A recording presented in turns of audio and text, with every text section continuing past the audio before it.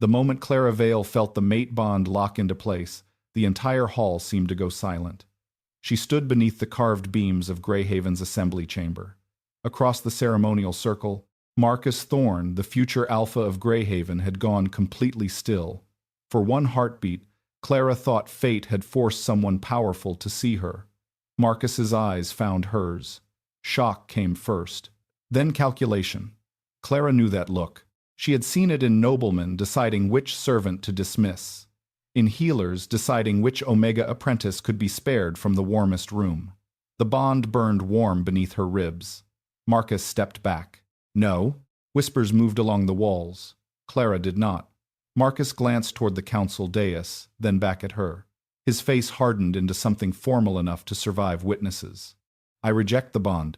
The warmth inside Clara turned sharp. Marcus kept speaking. Greyhaven needs a Luna who can stand with the beta houses, not an Omega healer with no family name worth bargaining over. My marriage to Evelyn Cress secures the Northern Trade Alliance. I will not throw that away for a bond I never asked for. There it was. Not uncertainty. A decision. You knew who I was before the bond, Clara said. The bond changes nothing about what this pact requires. No, she said quietly. I suppose it doesn't. She refused to give the room tears. By midnight, they had taken her work as well. Senior healer Corvin waited inside the healer hall with 2 guards and a clay vial on the table. Clara recognized the red wax seal. Restricted nightroot tincture. Only certified healers could sign it out. We found this in your cabinet, Corvin said. I did not put it there. Your key opens the lock. So does yours. One guard shifted. Corvin's mouth flattened. Careful. Clara looked past him to her cabinet. The lower hinge bore a fresh scrape. Her feverwort bundle lay sideways. Her records were no longer stacked by date. Someone had searched it. Not tonight.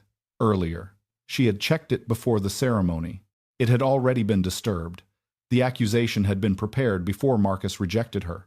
Who ordered the search? Clara asked. Corvin's silence answered too much. A dismissal notice lay beside the vial. Loss of healer privileges. Removal from Greyhaven territory by sunrise. Marcus's rejection had humiliated her. This was planned. Clara packed before dawn. She took food, medicine, bandages, a small knife, and the leather healer's satchel she had carried since 16. From beneath a loose floorboard, she removed the one thing she had never trusted Greyhaven enough to leave in plain sight. Her mother's map. The parchment was soft at the folds and stained with herb oils. Clara Vale had drawn streams, ridges, medicinal groves, and winter shelters when Clara was a child. For years it had been a keepsake. That morning, it became a way out. West meant Marcus's patrol roads. South meant the trade route, where Greyhaven riders could find her. East crossed into Crown borderland. On Alara's map, less than a day beyond the eastern ridge, a small healer's mark sat beside 2 words. Winter, refuge. Clara traced it once and chose east. Snow began before midday. By afternoon, the road had vanished beneath white ground. Clara's boots were wet at the seams, and cold had settled into her hands. She was beginning to think the map had outlived the path when she saw 3 shallow cuts in a pine. Diagonal. Horizontal. Diagonal. A healer's trail mark. Her mother had taught her the pattern when Clara was 6. Shelter ahead. The cuts were old, almost swallowed by bark. Clara checked the map, then searched the next line of trees until she found another marker, 40 paces east. Then another. She followed them deeper into the forest. The watchtower appeared near dusk, square and dark against the snow, half covered in dead vine. One corner had collapsed. Above the doorway, someone had tried to chisel away a wolf crest, but the outline of a crown remained. This had never been an ordinary healer's refuge. Clara looked at her mother's map again. Alara had marked the place. Clara had chosen to come. Inside, the lower room smelled of frozen stone and old timber.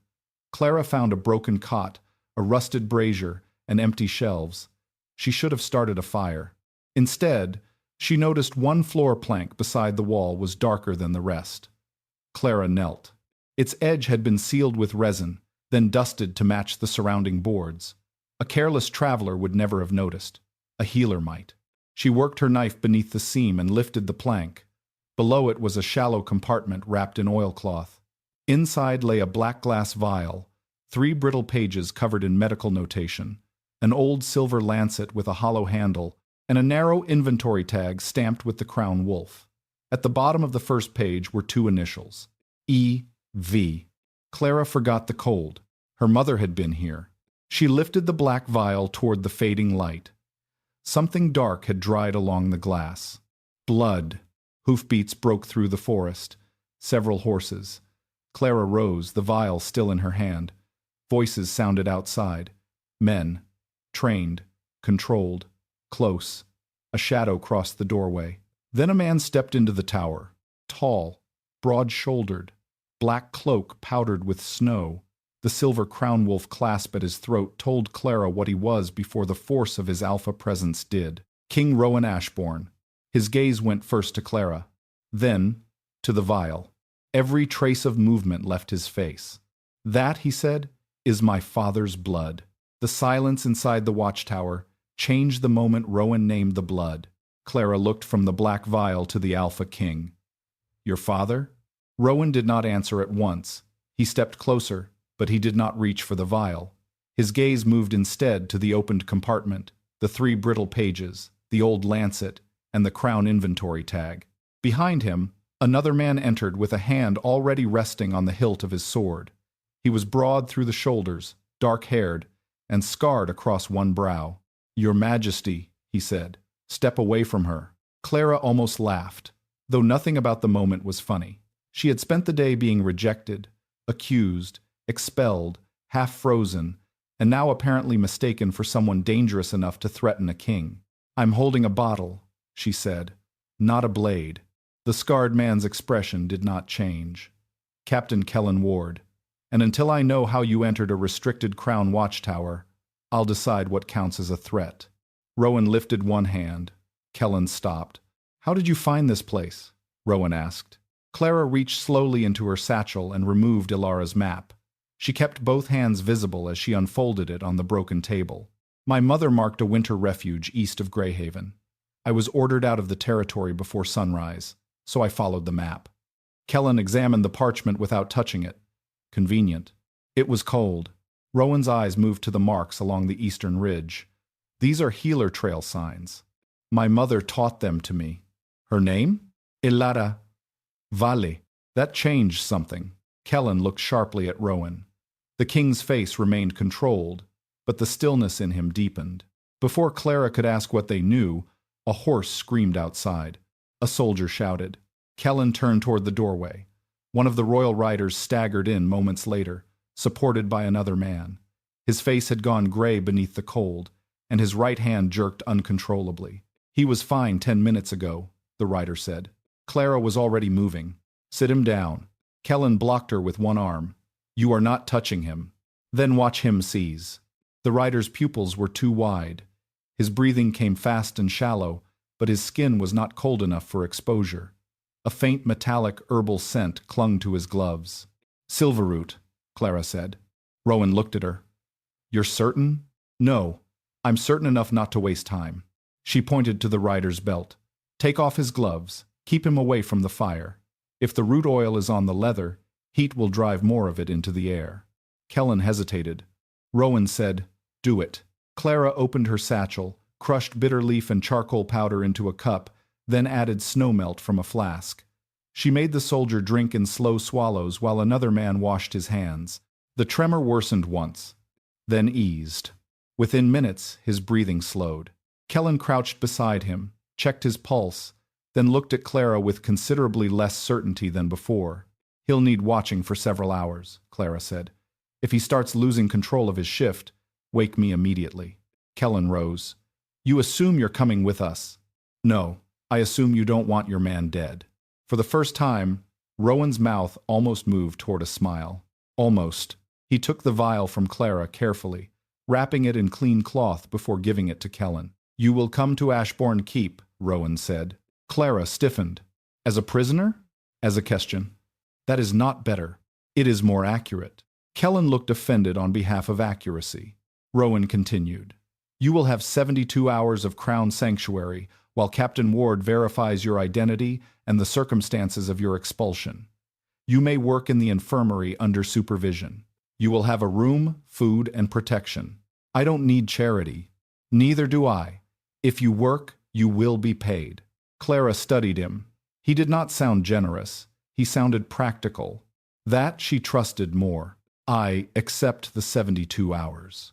Ashborne Keep rose from the eastern cliffs by midnight, all dark stone, narrow towers, and torchlit walls above a frozen river. Clara expected something severe inside. Instead, she found heat, busy servants, sleeping hounds near the kitchens, and a household that seemed to move around Rowan without fear. By morning, she had been given clean clothes, 4 hours of sleep, and access to the infirmary under Kellen's unmistakable supervision. She used the first quiet moment to ask for one thing: records on Clara Vale. Kellen stared at her. You said you were verifying me. I am. Then verify her too. An hour later, a clerk brought 2 records. The first was a copied entry from Greyhaven.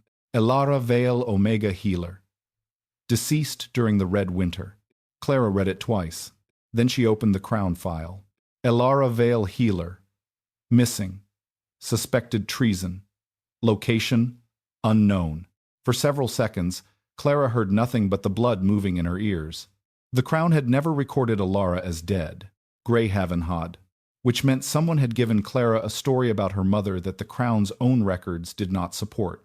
By noon, Clara had learned 3 things about Ashborne Keep. The infirmary was better stocked than Greyhaven's.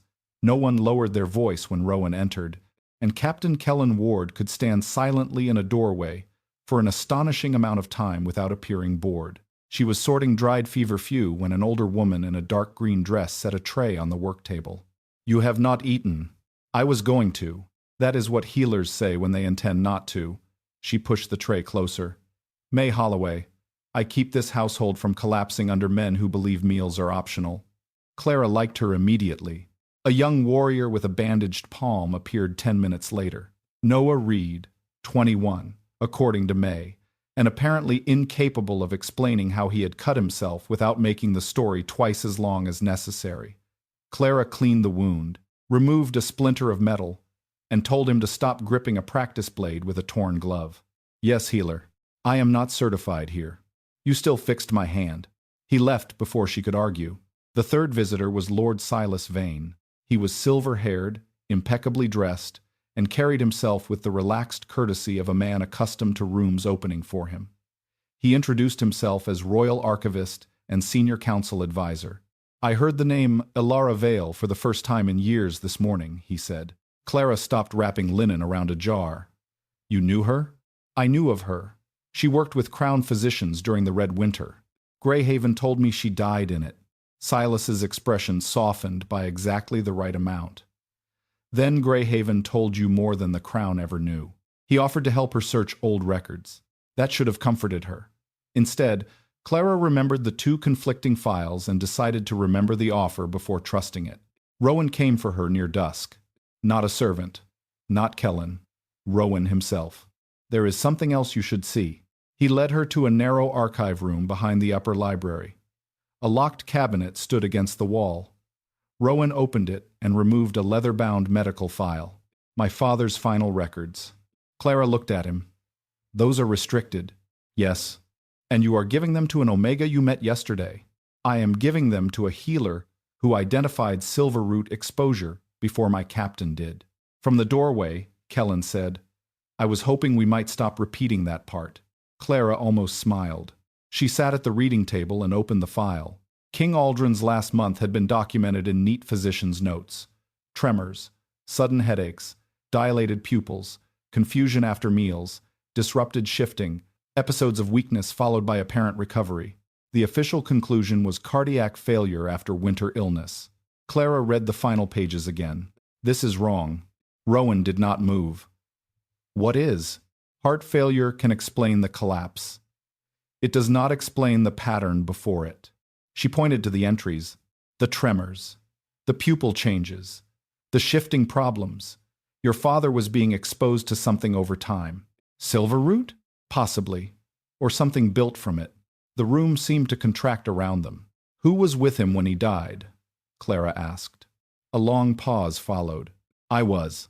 His answer was so quiet that Kellen looked away. Rowan's gaze remained on the file. I was 15. The physicians kept saying the weakness would pass. My father believed them until the last hour. I did not. Clara waited. He could not complete his shift, Rowan continued. He asked me why his wolf would not answer him. I had no answer. Neither did they. Clara had seen grief disguised as anger, duty, even boredom. Rowan had disguised his as control so well that most people probably called it strength. You were the only person in that room who knew something was wrong, she said. His eyes lifted to hers. I failed to stop it. You were 15. That did not make him less dead. No, but it made you his son, not his physician. Something in Rowan's face eased, and the distance between king and man briefly disappeared. When Clara closed the file, Rowan asked, "What would you look for next?" It was the first time he had asked for her judgment before offering his own. Before she could answer, Kellen returned with a folded report. I have something. 3 months earlier, Clara had applied for full healer certification through Greyhaven. Her training record listed her mother's name, Clara Vale. The application entered the Crown Registry. 6 days later, the Office of Royal Archives requested information from Greyhaven regarding the Vale family line. Silas Vane's office. 12 days after that, someone searched Clara's healer cabinet. Before the month ended, Marcus Thorne had secured preliminary backing for a marriage alliance with House Crest. Clara stared at the dates. Her rejection had felt personal. Her dismissal had felt cruel. Now both looked organized. Someone had noticed Alara Vale's daughter the moment Clara tried to become a full healer. By the third morning, the keep had stopped treating Clara like a temporary guest and started treating her like the person to find when something went wrong. The change became obvious when the Eastern Patrol returned before noon. 4 wolves came through the gate on horseback. 2 were slumped over their saddles. A third could barely dismount. Noah Reed was helping the 4th when his own knees gave way. Clara was across the courtyard before anyone called her name. Inside. All of them. Kellen moved with her. What happened? Ask them after they can answer. In the infirmary, Clara checked pupils, breathing, pulse, and scent response. The symptoms were too similar to the rider at the watchtower to ignore, but worse. One scout flinched so violently when Kellen gave a simple order to hold still that he nearly rolled off the cot. Clara looked at Kellen. Don't command them. His brows drew together. I mean it. No alpha pressure. No raised voice. Rowan entered behind him. Why? Clara held a cloth under Noah's nose, then pulled it away when his breathing hitched. Because something is making them overreact to it. She opened one of the patrol's water skins and smelled the leather lining. Bitter mineral. Sweet root beneath it. Silver root, but altered. By the time the council gathered in the infirmary an hour later, Clara had isolated the contaminated water skins and stabilized 3 of the 4 men. Noah was the slowest to recover. His wolf kept pushing against his skin in frightened, incomplete surges. Lord Silas Vane stood near the doorway, grave and attentive. One councilman watched Noah shake. This is exactly why the Stability Act cannot wait. Clara looked up. What Stability Act? Silas answered gently. A proposal for emergency regulation, registration of unranked Omegas, temporary detention during episodes of instability, broader Alpha Command authority during pack crises, and restrictions on Omega healers, another councilman added, until reliability can be established. Kellen's expression hardened. On what grounds? On the grounds that Omegas become unpredictable under pressure. Clara stared at him. You are watching poisoned men and calling the poison their nature. The councilman glanced toward Rowan. The old obedience doctrine already recognizes an Alpha's emergency authority. Emergency authority, Clara said, not permission to manufacture an emergency and call it proof. The room quieted. She set the contaminated water skin on the table. This compound is not ordinary silver root. At low exposure, it heightens scent response and weakens resistance to Alpha Command. At higher exposure, it disrupts shifting and the nervous system. That is why your men look unstable. Silas's expression remained calm. You are saying someone manufactured submission? I'm saying someone manufactured the symptoms you are using to justify control. Noah convulsed. Clara turned away from the council immediately. His breathing had gone shallow. She opened his jaw, checked his tongue, then called for charcoal, bitter leaf, cold water, and the clean ceramic basin. She worked without explaining herself. There was no time to perform competence for men who had already decided what competence should look like. Noah's pulse weakened once. Then again. Clara adjusted the antidotal mixture, forced a small amount between his lips, and kept one hand against his throat while the other steadied his shoulder through the partial shift. "Stay with me," she said. "Noah, look at me." His eyes found hers. "That's it. Don't fight the wolf. Let it settle." Minutes passed. The tension under his skin eased. His breathing deepened. When Clara finally sat back, the infirmary was silent. Noah swallowed. "Still not certified here?" Clara let out one exhausted breath that almost became a laugh. "Be quiet." By evening, all 4 scouts were stable. The council reconvened in the great hall. Clara expected to be summoned as a witness. Instead, Rowan had a chair placed for her at the table. One of the older Alpha Lords objected immediately. "Your Majesty, until a ranked physician is appointed." "A ranked physician watched 4 men deteriorate this morning," Rowan said. Clara Vale stopped it. The Lord's jaw tightened. "Then appoint her if that is your decision." Rowan looked at Clara. The hall was full. Guards, servants, council members, pack officers. Too many witnesses for what he said next to be mistaken for private kindness. "The position is Clara Vale's if she wants it." Clara went still. No command, no assumption, no declaration that he had decided where she belonged. A choice. Marcus had stood before a hall and told her what an Omega could never be. Rowan stood before another and asked what she wanted. Clara met his eyes. "I want it." "Then it is yours." Something shifted inside her, small but dangerous in its own way. Trust, perhaps, or the beginning of it. Later, Silas found her in the archive room with one of Alara's recovered pages. "I believe I can help with this line," he said. The notation was Old Healer shorthand. Silas translated carefully. "Your mother wrote, 'I committed betrayal against the king.'" Clara looked down. The symbol beside the word was faint, but familiar. Alara had taught her the distinction when she was a child. Not committed. Discovered. Clara raised her eyes to Silas. He was still smiling. She smiled back, and said nothing. By dawn, Clara had decided not to tell Silas she knew he had mistranslated Alara's note. She told Rowan instead. He listened without interrupting, then asked to see the page. "The inventory number from the tower," Clara said.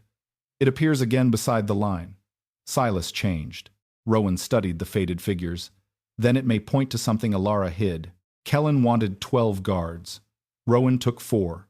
Clara said nothing about the compromise. They reached the abandoned watchtower before noon. Snow had filled their old tracks, but the healer marks on the trees remained visible.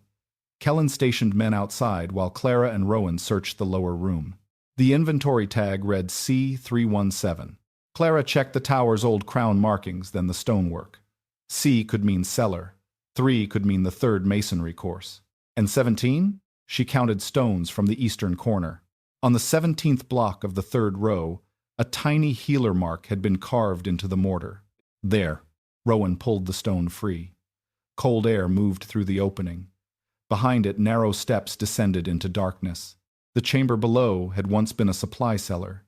Half the ceiling sagged inward, and frost glazed the walls. Clara found a sealed oilskin packet beneath a collapsed shelf. Inside were 6 pages in Alara's handwriting. She read the first 2 standing. By the 3rd, she sat down. The Red Winter had not been an outbreak. Alara described controlled exposures in border settlements. Silver root altered with moon root and binding salts, administered through water and winter tonics. Low doses heightened an Omega's response to alpha scent and weakened resistance to command. Larger doses caused tremors, failed shifting, confusion, and death. At the bottom of one page, Alara had written a name, King Rowan Ashborne. Not as a subject, as the man investigating it. Rowan read over Clara's shoulder. My father knew. He knew enough to order an inquiry. Another page described a reform Aldrin intended to bring before the council. Omega testimony would no longer require a ranked witness when accusing a high-ranking alpha. Emergency command powers would be narrowed. Force compliance testing would be outlawed. Clara understood why Alara's testimony had been so easy to erase. Under the old law, an Omega healer could know the truth and still be denied the power to prove it alone. In the margin of the final page, Alara had added a smaller note. If Clara ever needs the Eastern Road, the healer marks will take her to shelter. Nothing more. No prophecy. Just a mother leaving one safe direction open. A crack sounded overhead. Rowan looked up. Move. The ceiling dropped before Clara reached the stairs. Rowan hit her from the side. Throwing her clear as timber and stone crashed into the chamber. Dust swallowed the light. When Clara could hear again, Rowan was on one knee beneath a fallen beam, one shoulder pinned to the wall. Rowan, I'm fine. You're trapped. A temporary distinction. She almost laughed, then saw blood darkening his shirt near the ribs. Clara crawled beneath the angled beam. There was barely enough space between them for her to turn. Don't move. I had not planned to. She cut open the side of his tunic. His breath changed when her fingers pressed along his ribs. Too bruised, maybe cracked, nothing displaced. You sound disappointed. I am considering making it worse. She checked his pupils, then the scent gland below his jaw for signs of silverroot exposure from old residue in the cellar. Rowan went very still. That is a dangerous place to touch an alpha. Why? In this territory, you do not touch an alpha's scent gland unless you trust him. Clara kept 2 fingers against his pulse. Right now I trust you not to die while I'm treating you. For the first time since the collapse, he laughed softly. Outside, Kellen's men began clearing the blocked stairs, but the beam would take time. Rowan's humor faded. My father warned me about this. Collapsing buildings? Fear. Clara looked at him. He told me that if I became king, I must never confuse protecting people with owning their choices. Rowan's eyes stayed on the broken ceiling. I have spent 17 years telling myself control is responsibility. Because you watched him die. Because I could do nothing. Clara understood that wound too well. Marcus was not the first person who made me feel small, she said. Greyhaven taught me that obedience was the price of being useful. Keep quiet. Work hard. Be grateful someone needs you. Rowan's gaze returned to her. What are you afraid of now?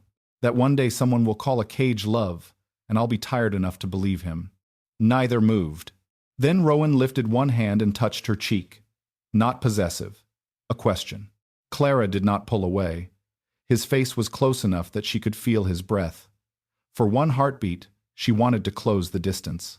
Instead, she placed her hand over his and lowered it gently. I don't know yet whether I trust what this would mean. Rowan nodded. Then we wait, Kellen shouted from above. Minutes later, they were pulled into the open air. Clara had barely finished binding Rowan's ribs when she smelled smoke. Flame climbed the lower stairwell. Kellen ran toward the entrance, then stopped beside the foundation. A dark line of fresh lamp oil glistened across the snow where someone had poured it beneath the wall. Still wet, he said. The fire raced through the dry interior. Clara clutched Alara's 6 pages beneath her cloak. Someone had not merely prepared the tower to burn. Someone had been close enough to light it after they arrived. They returned to Ashborne Keep after dark, with smoke still clinging to their cloaks. Rowan should have gone straight to the infirmary. Clara told him so twice. He ignored her until May saw the blood on his side and ordered him into a chair. Clara rebound his ribs, checked his breathing, and told him 2 were bruised badly enough that a hard fall could crack them fully. I heard you the first time, Rowan said. Then surprise me and behave like it. For half a second, the man from beneath the tower was there again, the one who had laughed with a beam on his shoulder and trusted her hands at his throat. Then Kellen entered. We found the oil trail, he said. No tracks beyond the western tree line. Whoever lit it knew how to leave before we could circle. Rowan's expression changed. By sunrise, so had Clara's life. 2 guards stood outside her chamber. Another waited near the infirmary. Her archive access had been suspended without escort. All outgoing correspondence was to be inspected, and she was forbidden to leave Crown grounds. Clara read the order once. Then she walked into Rowan's study without asking permission. He stood behind his desk, one hand braced against the wood because his ribs clearly hurt too much for the posture he was pretending to maintain. You knew, she said. Rowan dismissed the clerk beside him. The door closed. Knew what? What fear turns you into? His jaw tightened. You told me yesterday.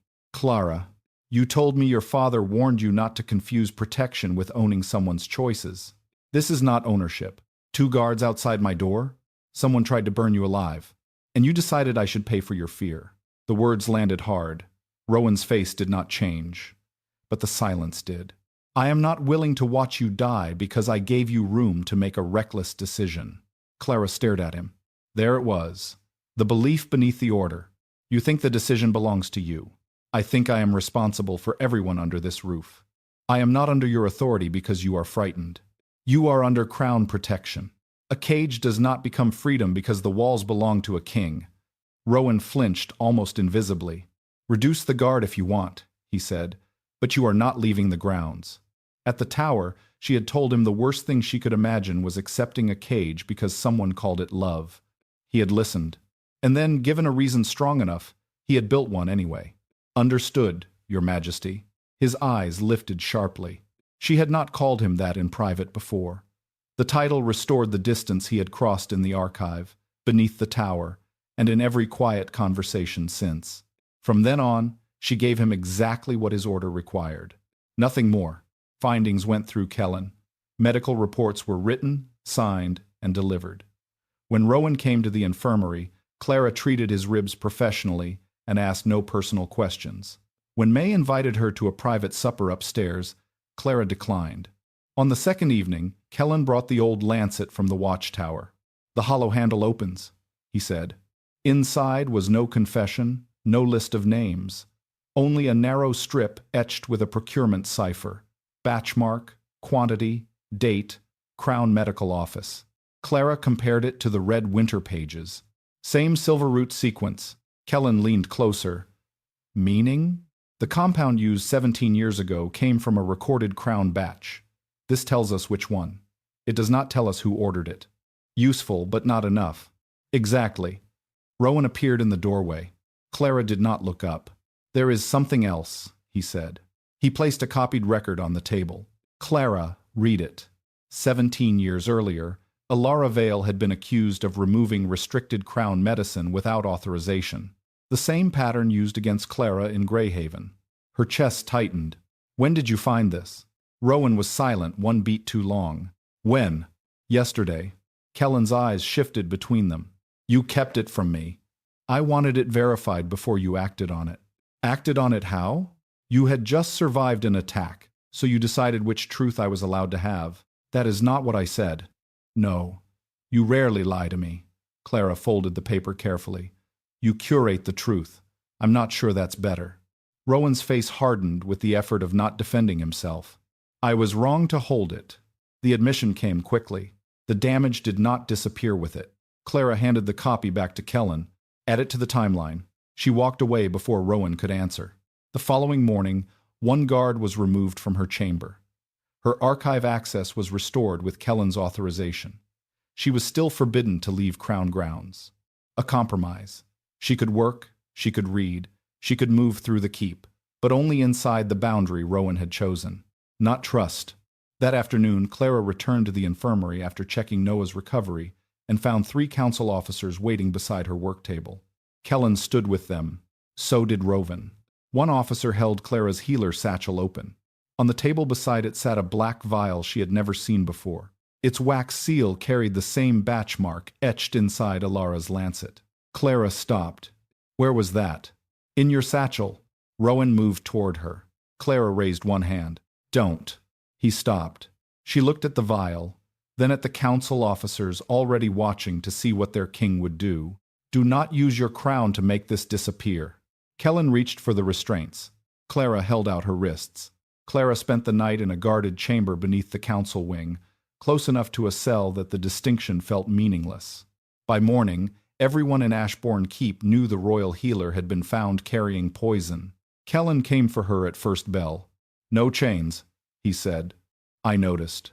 Do not mistake that for lenience. I wasn't planning to. He almost smiled, then didn't. The council chamber was already full when Clara entered.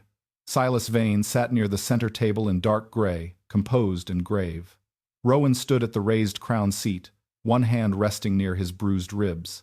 His face gave away nothing. Clara did not look at him again. The black vial from her satchel, sat beneath a glass cover. Silas spoke first. No one here wants to condemn an innocent healer. But we cannot ignore that Miss Vale appeared at a restricted crown site, carried evidence tied to the Red Winter, and was later found with a modern preparation of the same poison. He sounded reluctant. That made him more dangerous. A council lord invoked the obedience doctrine. Another questioned whether an Omega under accusation could give reliable testimony against ranked officials. The message was simple. Her rank made her easier to doubt. Rowan rose. I can suspend these proceedings under Crown authority. Clara turned to him for the first time. No. The room stilled. Rowan's eyes narrowed. Clara, if you stop this because you are king, then everything I say afterward becomes something you permitted people to hear. Silas said nothing. He did not need to. Clara continued. You cannot prove I have agency by taking the choice away from me. Rowan's jaw tightened. Every instinct in him seemed to push in the opposite direction. Then he sat down. It hurt Clara more than she expected, because he had listened. Not enough to erase the tower conversation or the guards outside her door, but enough that she could no longer pretend nothing in him was changing. Silas asked her to explain the vial. I can't. I have never seen it before. Yet it was in your satchel. Yes, which rarely happens by accident. No. It usually happens because someone puts something there. A few faces shifted. Silas remained calm. And your proof? Clara looked at the vial. The wax seal was correct. The batch mark matched the lancet. Whoever planted it had worked carefully. Open it. Kellen frowned. Clara, open it without heating the glass. The council physician broke the seal beneath a protective cloth. Clara smelled the contents from several feet away. Wrong carrier. Silas's gaze sharpened by a fraction. Clara pointed to the liquid. The compound that affected the scouts was suspended in a bitter oil. This is alcohol-based. If this were what poisoned them, the symptoms would have started faster and burned out differently. The physician examined it. She is correct about the carrier. The vial proved possession. It did not prove the crime people wanted it to prove. Silas leaned back. One door had closed. He was already looking for another. The hearing continued. Then Rowan reached for the ceremonial water beside his seat. Clara noticed the rim of the silver cup. A dull gray film. Her stomach dropped. Rowan, don't. He had already swallowed. The cup hit the floor. Rowan staggered once, caught the edge of the table, then collapsed. The chamber erupted. Kellen reached him first. The council physician shouted for space. Rowan's hands seized against the stone, his breath coming in short, broken pulls. Clara knew the pattern. Move. The physician blocked her. You are under accusation. He is being poisoned.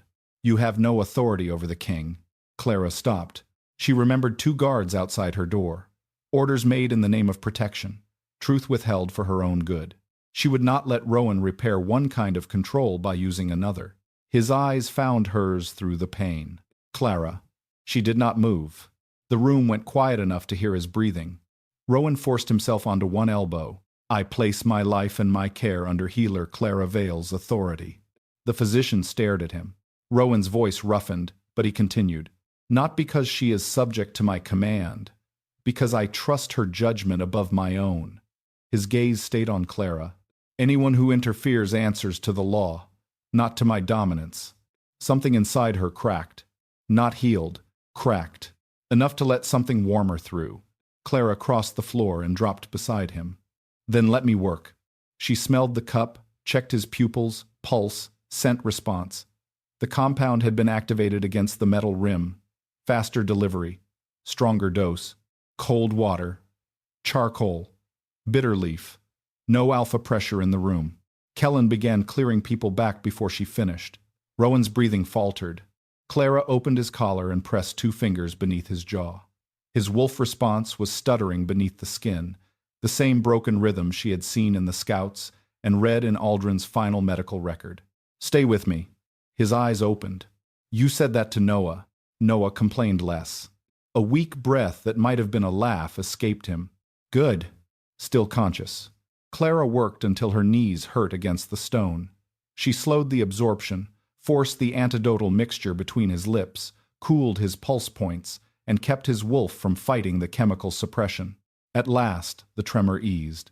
Rowan did not recover fully, but he stopped getting worse. The council physician crouched beside Clara, pale now. What was it? Clara looked at the gray residue inside the fallen cup. Then at Alara's copied notes on the evidence table. The same family of compound used in the Red Winter. Kellen's face changed. Clara looked down at Rowan. And the same pattern that killed his father. The chamber fell silent. 17 years had just become today. Rowan survived the night. By morning, he could sit upright for 10 minutes before the poison drained the color from his face. Clara allowed him 15, only because arguing cost him more strength than listening. Kellen brought the evidence to the infirmary. Alara's 6 pages. The Lancet cipher. Crown procurement copies. Greyhaven correspondence. Marcus Thorne's marriage guarantees. The modern poison report. Residue from Rowan's ceremonial cup. Clara looked at the stack. Where did you get the Greyhaven papers? Crown Registry copies. Marcus's alliance guarantee was filed with the Northern Trade Office the same week your certification brought Alara's name back into the system. And the procurement records? Central Medical Stores. He opened one ledger. The Lancet identifies an old Silverroot batch purchased 17 years ago. That proves the Red Winter compound came through Crown Supply. The modern poison is not from that same batch, but its preparation method matches Alara's formula. Clara nodded. That distinction mattered. Kellen opened a second record. Current ingredients left Central Stores legally, then were rerouted through Archive Administration before reaching the Eastern Service Wing. Rowan's eyes sharpened. Silas's office. His office controls that route. It proves access, not that he signed anything. Kellen placed another report beside Rowan's cup. The same route supplied the council chamber. A temporary archive clerk signed the transfer sheet for the ceremonial silverware polish.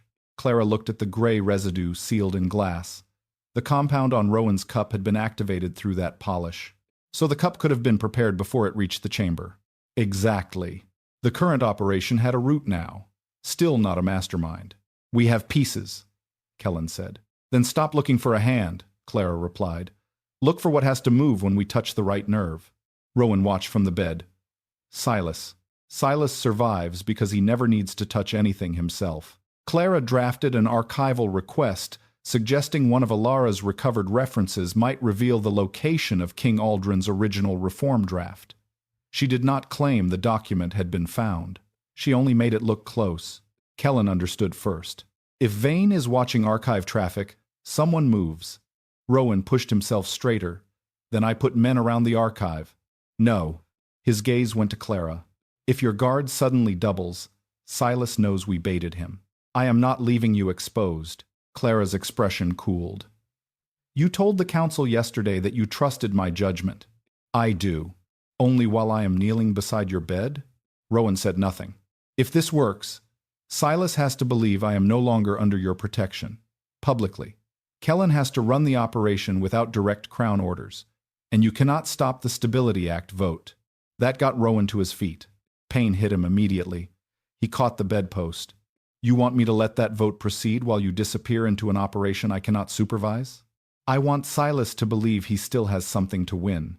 If the act passes, it can be used against you. I know. Then do not ask me to stand still. Clara stepped closer. I am asking whether you trust anyone enough to let the Crown survive without your hand around its throat. Silence. Rowan looked at Kellen. You have investigative authority until the vote ends. Then he turned back to Clara. No hidden guard detail, no tracker, no contingency order. She had not asked him to say it aloud. He did anyway. By midday, the keep heard Clara Vale had been removed from direct royal protection pending resolution of the accusations against her. 2 Alpha houses withdrew from Rowan's afternoon block. A third demanded the Stability Act vote proceed immediately. The cost was no longer theoretical. At dusk, Clara's false archival request moved through the monitored route Kellen had identified. Rowan remained in council.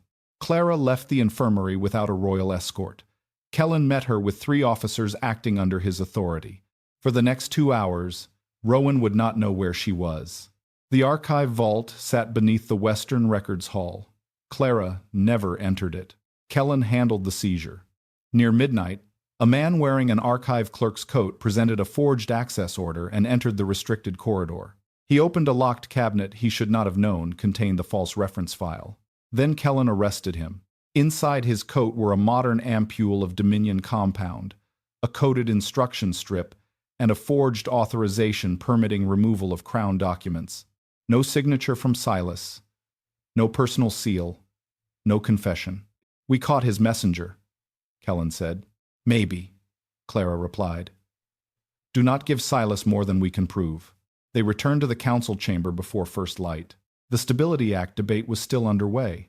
Rowan sat pale but upright beneath the Crown banner while Alpha Lords argued that his refusal to impose emergency command had allowed the crisis to spread. Then Clara entered behind Kellen. Rowan saw her. Clara gave him the smallest nod. The trap had worked. Rowan did not move toward her, did not summon her, did not take back control. He simply held her gaze. And Clara understood. He had trusted her while not knowing whether she would return. Then Silas Vane rose. His eyes moved to Kellen's sealed evidence packet. "I assume Captain Ward intends to present whatever was taken tonight." "I do. Then before this council hears a single word of it, I challenge whether it is permitted to be heard at all." Murmurs spread through the chamber. Clara Vale remains under accusation. She designed the operation. She had no independent Crown authority. A senior council jurist stood. "Until authority and custody are established, the evidence will remain sealed. The Stability Act vote will proceed at first bell." Silas sat down. They had caught the man who carried the poison. They had not yet caught the man who sent him. And by morning, Silas might change the law before Clara was allowed to prove the difference. First bell rang before the council finished arguing over whether Clara's evidence could be heard. Silas remained calm. "She designed the trap," he said. "She is still under accusation. Whatever Captain Ward found came from an operation she had no authority to conduct." Kellen stood. "I had authority. His Majesty delegated the investigation to me. Clara Vale acted as my medical specialist. I made the arrest. My officers performed the seizure. The evidence has remained in Crown custody since." The senior jurist looked at him. "Chain intact?" "3 witnesses. Then we will hear it." Silas's first escape closed. Kellen unsealed the packet. Silas barely looked at the Dominion ampule. "Poison proves someone is using poison. It does not prove that someone is me." Clara stepped forward. "No, but it proves the current attacks were not accidents." She placed Alara's lancet beside the old procurement ledger. "The cipher inside this handle identifies a Silverroot batch purchased 17 years ago. That batch supplied the Red Winter experiments." Silas spread one hand. 17 years ago. "Correct," Clara said. "The modern compound is not from that same batch. It was made recently, but the preparation method matches Alara's recorded formula. The distinction removed an easy lie without giving Clara more than the evidence could support." Silas turned to Kellen. "And modern ingredients pass through many Crown offices." "They do," Kellen said. He laid down the current transfer record. "These ingredients left central stores legally.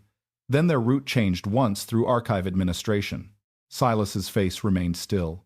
"Your office controls that authorization," Kellen said. "Then investigate my staff. Access is not guilt." Another door, still open. Kellen placed the ceremonial service record beside Rowan's poisoning report.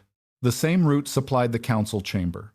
A temporary archive clerk signed for the silverware polish used on the king's cup. Clara pointed to the sealed gray residue. The poison did not need to be placed in Rowan's drink inside this room. The compound had already been worked into the polish. Acid in the drink activated it against the silver. Silas looked at the evidence. "One clerk could have done that." "Yes," Clara said. "Which is why we gave your office something worth moving for." Kellen produced the forged archive order recovered from the intermediary. The man we arrested went directly to a cabinet identified only in Clara's false request. He carried Dominion compound and instructions to remove the file. "Codes can be stolen." "They can," Clara said. "But the false request traveled through one monitored route." She let the silence finish the thought. Silas's office. His next escape narrowed. He changed ground. "Even if someone in my administration committed a modern crime, you still have not connected it to King Aldrin or the Red Winter." Clara opened 3 medical records. Red Winter victims. King Aldrin. The poisoned scouts and Rowan. Tremors. Failed shifting. Abnormal response to Alpha command. The same progression appears in all 3 sets. The council physician nodded. The pattern is consistent. Silas leaned back. Similarity is not motive. Clara placed Alara's recovered reform notes before the council. King Aldrin intended to give Omega testimony equal standing, narrow emergency Alpha command powers, and outlaw forced compliance testing. Kellen added an old council roster. You led the bloc opposing those changes. I opposed a law. Yes, Clara said. And Aldrin died before he could pass it. Silas's expression did not move. Clara continued. 17 years later, I applied for full healer certification. Clara Vale's name re-entered the Crown Registry. Kellen laid down the timeline. 6 days later, your office contacted Greyhaven. Marcus Thorne's Housecrest guarantee followed. Then, Clara's cabinet was searched. Then, she was accused and expelled. Silas looked toward him. Marcus made his own bargain. He did, Clara said. You did not make him betray me, but someone made that betrayal useful the moment my mother's name appeared again. For the first time, Silas took too long to answer. Then he attacked Alara. Fragments written by an Omega accused of treason are hardly perfect records. She could not even document her experimental batches correctly. Clara said, She recorded one. To V. Silence. Kellen looked at him. How would you know? Silas said nothing. He did not confess. By then, he did not need to. He rose instead. Whatever happened 17 years ago, the present danger remains. You have all seen Omegas panic, lose control of their shifts, fail under pressure. The Stability Act addresses a real threat. Clara picked up Noah's report. No, that is the lie underneath all of it. She faced the council. The compound heightens scent response. It weakens resistance to Alpha command. It disrupts shifting and creates panic. Then, those symptoms are shown to you as proof that Omegas are naturally unstable. She set the report down. You did not discover Omega instability. You manufactured it. The room changed. Not because Clara had won an argument about law, because every counselor now understood what the law had been built on. One moderate lord asked that the Stability Act be withdrawn. Another demanded the medical findings enter the permanent record. The senior jurist stood. A law justified by manufactured evidence cannot proceed. The vote died before it began. Kellen moved beside Silas. Lord Vane, you are removed from council authority pending Crown investigation into the Red Winter experiments, the poisoning of King Aldrin, and the attack on King Rowan. Silas looked at Clara once. Then he held out his hands. 17 years earlier, Clara Vale had known the truth inside a system designed not to hear her. Now her daughter had forced that system to listen. Silas Vane's arrest did not repair 17 years of damage in a morning. The investigation spread outward from his office. Procurement clerks were questioned. Old Red Winter records were reopened. Greyhaven's council was ordered to surrender correspondence connected to Clara's dismissal and Marcus Thorne's marriage negotiations. Some officials had known pieces. Others had simply benefited from rules they had never thought to question. The Stability Act disappeared first. The obedience doctrine took longer. Rowan refused to replace one sweeping decree with another. He ordered the old law reviewed in open council, with healers, ranked wolves, and Omegas permitted to testify without an Alpha speaking for them. By spring, emergency command had been narrowed, forced compliance testing was banned, and an Omega's evidence no longer required a ranked witness simply because of rank. King Aldrin's unfinished reform finally became law. Clara did not call it justice yet, but it was movement. Marcus wrote twice. The first letter denied knowing anything about Dominion Compound. The records supported him. He had not known why Silas wanted Clara removed from the healer hall. The second letter was harder to excuse. Marcus admitted he had accepted political backing for Housecrest, knowing that Clara would be disgraced and driven out as part of the bargain. He asked her to return to Greyhaven. He wrote that their mate bond had been rejected in haste, that circumstances had changed, that perhaps they could begin again. Clara answered with 4 lines. You made your choice when mine did not matter to you. I survived it. I will not return to become valuable only because someone else finally proved I was. I am making my own choice now. She sealed the letter and never thought about answering a third. By then, Ashborne Keep no longer called her the temporary royal healer. The title was simply hers. Noah became her first formal apprentice. 2 weeks later, a beta girl from the southern farms joined him. Then an omega boy from a border pack arrived, carrying a recommendation from a healer who had once been told rank mattered more than skill. Clara accepted all three. May began sending food to the training room without asking, while Kellen quietly arranged patrol routes that kept the new apprentices safe without placing them under guard. The old watchtower was rebuilt when the snow melted. Not as a monument, as a healing station. The lower chamber was reinforced. The upper floor became a treatment room. Travelers could sleep there without pack papers. A garden was cut into the eastern slope for bitterleaf, feverfew, and moonroot. Above the entrance, the damaged crown wolf remained in the stone, but beneath it a new wooden sign carried simpler words. Crown Border Healing Station. Ealer, Clara Vale. Clara stood beneath it one late spring evening while workers carried the last empty crates toward the road. Rowan approached without guards. His ribs had healed. The poison had left no permanent damage, though Clara still noticed that he tired more quickly after long council sessions. He had stopped pretending she did not notice. He looked through the open doorway. What do you want this place to become? Clara leaned against the railing. A clinic first. Training room second. Somewhere travelers can ask for help without proving which pack owns them. And after that, 2 more stations if this one works. One near the southern marsh, another by the western pass. Rowan nodded. No correction. No royal condition. No plan replacing hers. And when you have built all of that? He asked. Clara looked at him. His expression had changed very little since the first night in the tower. Still controlled, still difficult to read.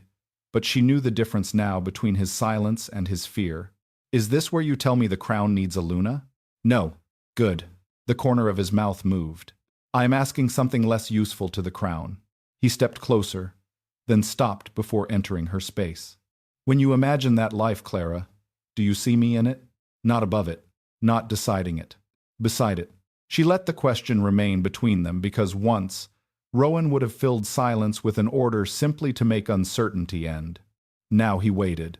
You know I will argue with you, she said. I am beginning to suspect surviving you may depend on it. You will hate some of my decisions. I already have experience. She laughed, and something in Rowan's face softened. Clara reached for his hand. Yes, she said. I see you there. This time, when Rowan touched her cheek, he did not move any closer until she did. Clara closed the distance.